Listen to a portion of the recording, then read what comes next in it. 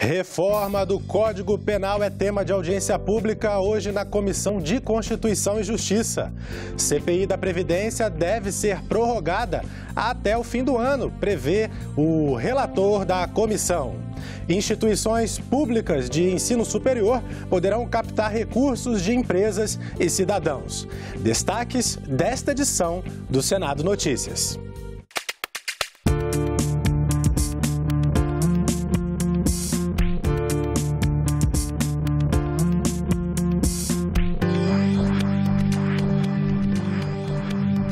Olá, bom dia.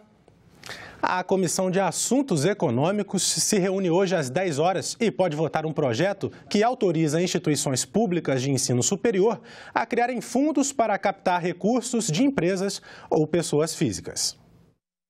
A proposta da senadora Ana Amélia permite que as doações sejam deduzidas do imposto de renda.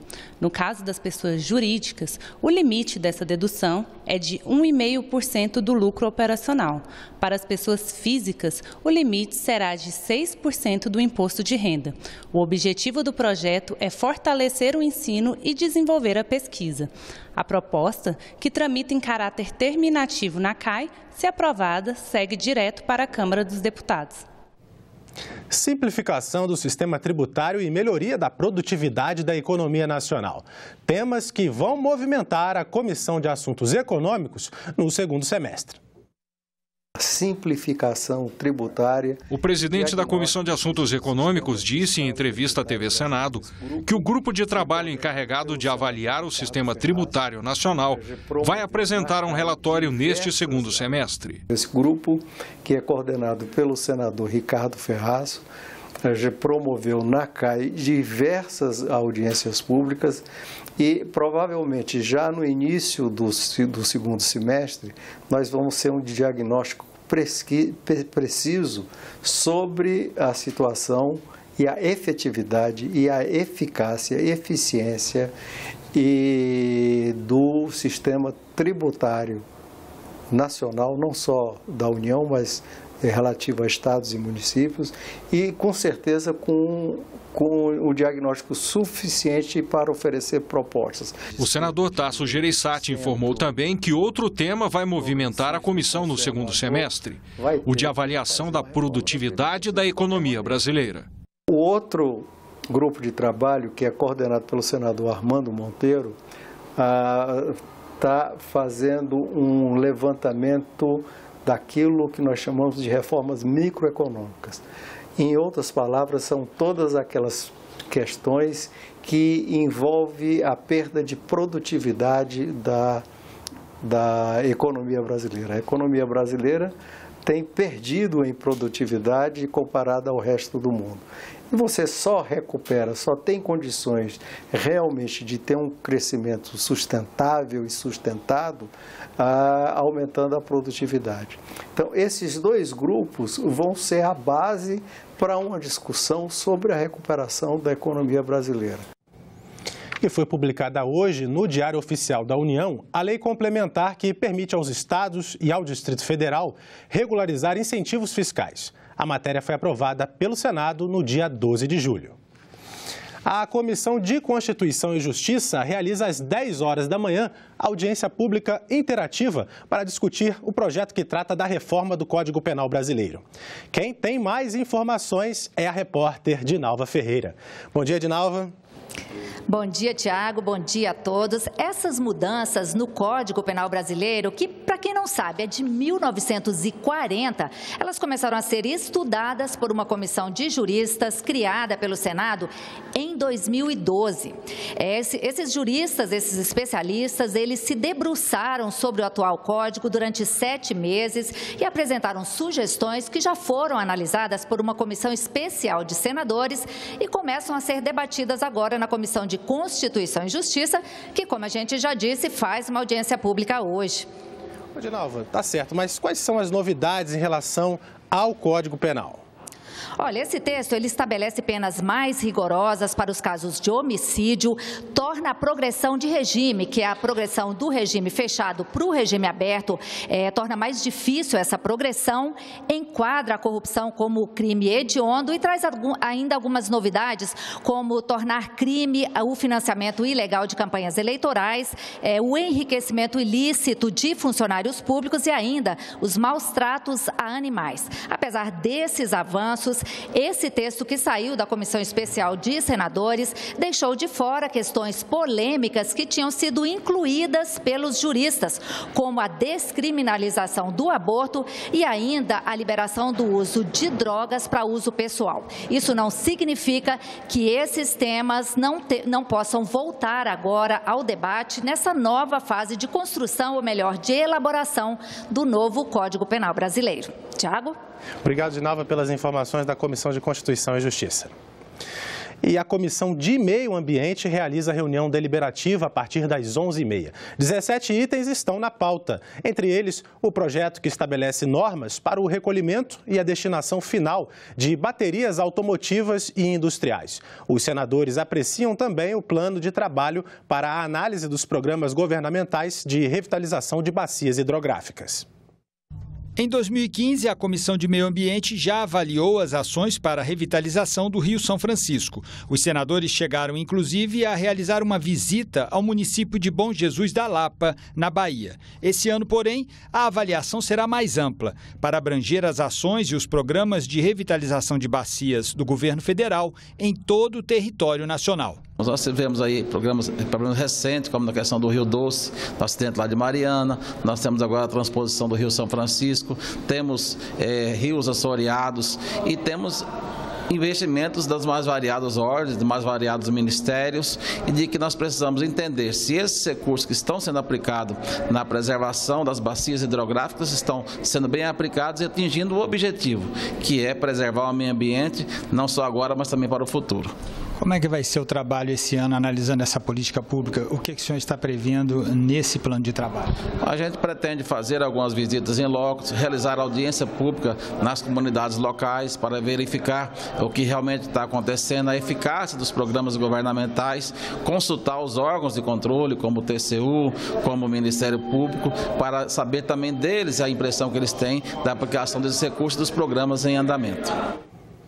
E outras comissões do Senado se reúnem nesta manhã. Vamos conferir a programação. Às 9 horas, a Comissão de Infraestrutura realiza a audiência pública para debater o decreto dos portos e também as ferrovias de integração Oeste-Leste, Transnordestina e Bioceânica. A Comissão de Direitos Humanos vai ter às 9h30 da manhã audiência pública para debater os direitos dos povos indígenas do Brasil.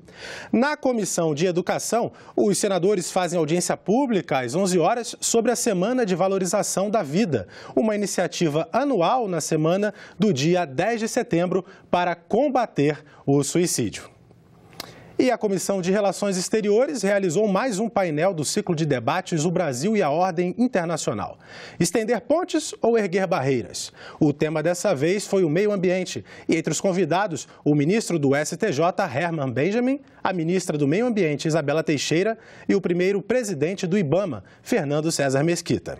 A ex-ministra do Meio Ambiente, Isabela Teixeira, destacou o legado da Rio 92, a Conferência das Nações Unidas realizada no Rio de Janeiro há 25 anos. A conferência foi tão importante que ela pautou este século em termos dos grandes temas globais. O grande legado da Conferência da Rio 92 foi, de fato, trazer o tema de sustentabilidade para a centralidade dos temas globais e das políticas globais. O ministro Herman Benjamin voltou mais ainda no tempo para lembrar a importância da Conferência de Estocolmo, na Suécia, que antecedeu a Rio 92 e foi a primeira reunião internacional das Nações Unidas para o meio ambiente. Até 1972, o meio ambiente não era meio ambiente. Nós tínhamos os elementos do meio ambiente.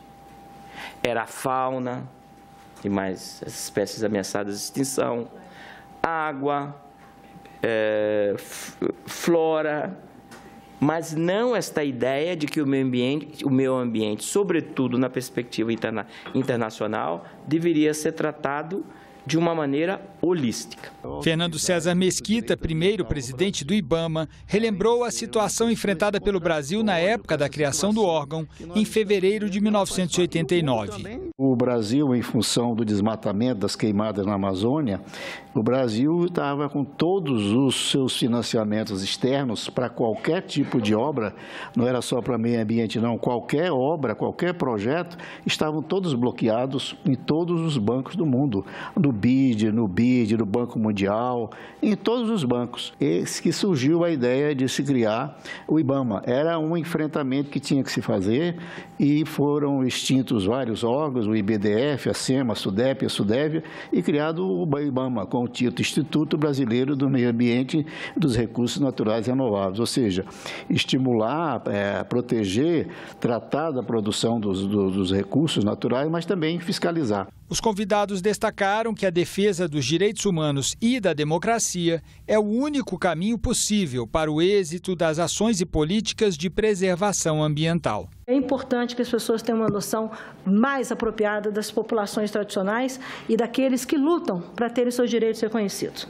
E eu digo isso porque com as áreas protegidas, nós tivemos fazendo Bolsa Verde, um mapeamento, um censo para saber todas as famílias que moravam ali, todas, e descobrimos que tinha mais de 30 mil pessoas que viviam abaixo da pobreza, estavam na extrema pobreza, morando nas áreas mais ricas do mundo, que é a floresta com a biodiversidade que tem. O Estado de Direito Ambiental é isto, é reconhecer que a democracia é o regime que permite, com todas as suas dificuldades, com todos os seus custos de transação, que nós cheguemos a proteger efetivamente o meio ambiente. Ditaduras não têm política de meio ambiente, porque ditaduras não tratam de direitos humanos. Nem de direitos humanos, tampouco. Então, sem direitos humanos, não existe uma política ambiental. A CPI da Previdência deve ser prorrogada até o fim do ano. Veja na coluna Bastidores com a repórter Isabela Dutra. Essa aqui é a sala da Secretaria das Comissões, anexa onde está acontecendo a CPI da Previdência. Eu vou conversar agora com o senador Raírio José, que é o relator da CPI. Senador, boa tarde. Boa tarde. O senhor vai pedir a prorrogação da CPI? Sim, vamos pedir a prorrogação da CPI. Inclusive, já temos mais de 50 assinaturas para essa prorrogação, porque a CPI está mais ou menos no meio dos trabalhos. A gente deve levar aí até o início de dezembro para apresentar o nosso relatório. Tem muita coisa ainda para ser discutida aqui na CPI? Nós estamos na 23ª audiência pública, reunião e audiência pública da CPI, né? Nós ainda temos que ouvir órgãos importantes do governo, igual, por exemplo, no próximo dia 17, vamos estar ouvindo o secretário da Receita Federal, vamos estar ouvindo o secretário da Previdência, vamos estar ouvindo o presidente do INSS e o presidente da Previc, né? E depois devemos ouvir ainda os ministros, tanto da Fazenda, ministro da Casa Civil, ministro do Planejamento e outros ministros envolvidos na questão, porque os dados que nós temos levantado aqui na CPI de todas as audiências públicas que a gente já fez são gritantemente contraditórios. É uma outra visão. Os dados, outra visão totalmente diferente. E aí isso não é questão partidária, não é questão de coisa, é questão de verdade. E como o senhor acha que a CPI vai influenciar a tramitação da reforma da Previdência? O senhor acha que vai ter alguma influência na tramitação? Já está na hora de nós convocarmos para cá, já está convocado, inclusive, mas a gente fazer a sessão com o relator da reforma da Previdência na Câmara dos Deputados para posicioná-lo e questioná-lo sobre tudo que nós já levantamos aqui, para ver qual é a posição dele, se ele continua com dados fictícios, com dados não reais ou prefere dados reais. Muito obrigada. Outras notícias a qualquer momento na nossa programação e na nossa página na internet. Obrigado pela companhia e continue sintonizado aqui na TV Senado.